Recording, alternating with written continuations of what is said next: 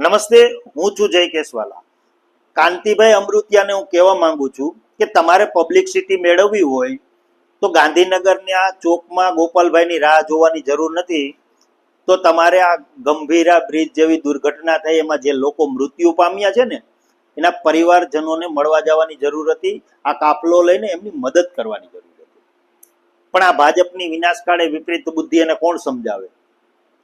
અરે આ ગંભીરા બ્રિજ તૂટ્યો ત્યાં એક બે મંત્રી આટો મારીને આશ્વાસન દઈને અવતર્યા, અને જ્યારે વિસાવદરની ચૂંટણી હતી ત્યારે આખું પ્રધાનમંડળ, આખું મંત્રીમંડળ વિધાનસભામાં તાળું મારી અને વિસાવદરની ગલીએ ગલીએ ટીટોળો રમતા હતા.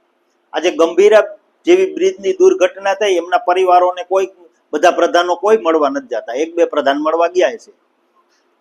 અને ક્યાંય ચૂંટણી હોય તો આખું પ્રધાનમંડળ તૂટી પડે. અને ભાઈ, તમારે ભાજપ વાળાને પબ્લિસિટી મેળવવી હોય તો આવા ડિંડક કરવાની જરૂર નથી. આ ગુજરાતની અંદર કેટલા બધા એવા બ્રિજ છે, જર્જરિત છે, જે દુર્ઘટના થાય એવી શક્યતા છે. તો એમની મુલાકાત લ્યો. કેટલા બધા રોડ રસ્તા ખરાબ છે, એમની મુલાકાત લ્યો. આજે નિશાળો કેટલી બધી જર્જરિત છે, એમાં એમની અંદર શિક્ષક કેટલા ઘટે છે એ સર્વે કરો. આ હોસ્પિટલની અંદર ડોક્ટર કેટલા ઘટે છે, સ્ટાફ કેટલા ઘટે છે, એ હોસ્પિટલ કેવી જર્જરિત છે, કેવી છે, આ પ્રાથમિક કેન્દ્રો છે એ બધા અત્યારે કેવા કેવા જર્જરિત થઈ ગયા છે, એમની મુલાકાત લ્યો. તો લોકો તમને પબ્લિસિટી આપશે. બાકી ગોપાલભાઈને ચેલેન્જુ મારે તમને પબ્લિસિટી મળવાની નથી.